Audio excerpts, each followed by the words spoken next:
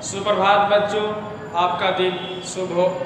आइए, आज का जो हमारा वीडियोज है वह वर्ग छठा का है।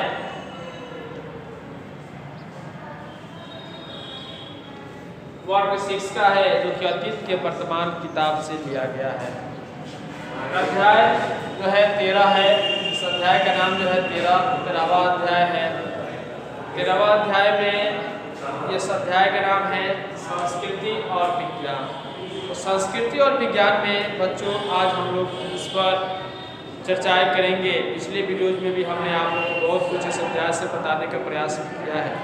आज जो है विशेष चर्चा जो है हमारा चित्रकला पर होगी और आप लोगों को हम संस्कृति और विज्ञान में इसमें जो है हम आप लोग को चित्रकला के बारे में बताने का प्रयास करेंगे। तो इस काल में के चित्रकला का सबसे अच्छा उदाहरण अजंता की गुफा है, ठीक ना। अजंता की गुफाओं में मिले हैं। इसमें 3 तरह के चित्रों की प्रधानता है। प्रथम, गुफा की छत एवं कोने को सजाने के लिए प्राकृतिक सौंदर्य जैसे वृक्ष, पर्वत, नदी, झरने, पशु पक्षी तथा रिक्त स्थानों को भरने के लिए अप्सराओं, गंधर्वों एवं यज्ञों का चित्रण किया जाता था, ठीक ना बच्चों। तो अप्सराएं, गंधर्व और यज्ञ का जो है चित्रों का प्रयोग करके रिक्त स्थानों की पूर्ति की जाती थी, ठीक ना बच्चों। द्वितीय जो था बुद्ध एवं बोधिसत्व के चित्र।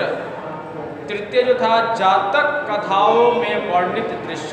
जो जातक कथा थे उसमें जो वर्णित दृश्य को उसमें दर्शाया जाता था जातक कथा के माध्यम से, ठीक ना। और अजंता के चित्रों में रंगों का बड़ा ही सुंदर मिश्रण देखने को मिलता है, ठीक ना, मिला है। इन चित्रों में अपने बालक के साथ अंधे तपस्वी माता पिता, मरणासन राजकुमारी, ज्ञान प्राप्त के बाद यशोधरा और राहुल का मिलन आदि का चित्रण इसमें हम लोग को अच्छे ढंग से भली-भांति मिलता है, ठीक ना बच्चों। अजंता की चित्रकारी में जहाँ धार्मिक दृश्यों की प्रधानता है, वहीं बाघ की गुफाओं में सांसारिक लौकिक, ठीक ना, चित्रों का चित्रण किया गया है, ठीक ना। इन चित्रों से उस समय की वेशभूषा, केश सज्जा एवं अलंकरण, सजावट, अलंकरण मतलब होता है सजावट, सामग्री की जानकारी मिलती है, ठीक ना। यहाँ का सबसे महत्वपूर्ण चित्र संगीत एवं नृत्य से संबंधित, भगवान बुद्ध से संबंधित भी कुछ चित्र हैं, लेकिन अधिकांश चित्र धार्मिक विषयों से हटकर जैसे नृत्य, गान, राजकीय जुलूस, हाथी दौड़, शोकाकुल युवती आदि की है, ठीक ना। इन सभी चित्रों को राजकीय संरक्षणों में बनाया गया। जिन शिल्पकारों के द्वारा ये चित्र बनाए गए उनके बारे में हमें जानकारियाँ नहीं मिलती। जो भी चित्र ये बनाए हैं बच्चों, उनके बारे में हमें जानकारियाँ नहीं मिलती है कि कौन इसको बनाए हैं, कहाँ के थे, कौन थे, ये लोग के बारे में जानकारी हमें कुछ प्राप्त नहीं हो पाती। इन्हें बनाने में काफ़ी धन खर्च किए गए होंगे। उपरोक्त चित्रों के अतिरिक्त सिक्कों पर भी चित्रकारी की गई है। इनमें आप पिछले अध्याय में देख चुके हैं।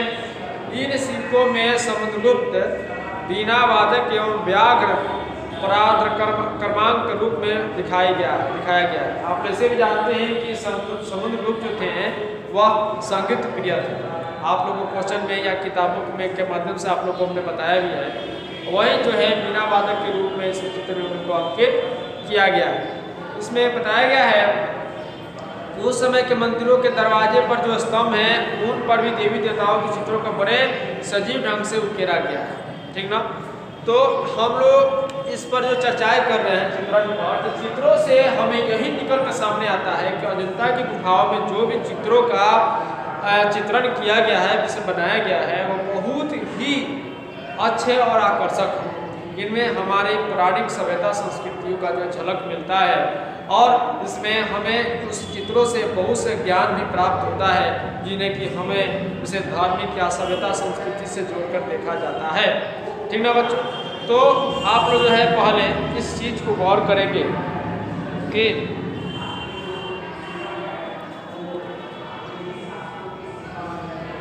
जो भी चीज़ सभ्यता, संस्कृति और विज्ञान से जुड़ी हुई है उन्हें हम अपने कॉपी में नोट करें और एक एक चित्रों को से अजंता की गुफा कहाँ में, तो महाराष्ट्र। तो इस चीज़ों को जो है आप लोग कॉपी में लिखेंगे, फेयर कॉपी में कि अजंता की गुफाओं में किस किस चीज़ों का जो है चित्रण मिला है, कौन कौन से जो है देवी देवताओं के हैं, कौन कौन से जैसे रंगों का आकर्षक बनाए गए हैं, कौन ने बनाया है। और वैसे भी हम लोग को जानकारी मिलती है कि चित्रों का बनाने वाले पर जो है पता नहीं मिल पाता है कि सिर्फ किसने बनाया है, लेकिन उनमें बहुत से खर्च हुए हैं, ठीक ना। तो इस तरह से चीज़ों के बारे में हम लोग जानकारी प्राप्त करते हैं। तो बच्चों आप लोग मन लगाकर इसे घर पर किताब के माध्यम से चीज़ को दोहराएंगे, पढ़ेंगे, जानने का प्रयास करेंगे, ठीक ना, ताकि जो भी चीज़ हम आप लोग को अभी बताए हैं वो आप लोग को समझ में आ जाए, ठीक ना बच्चों। आज की वीडियो के लिए बच्चों इतना ही। जय हिंद, जय भारत।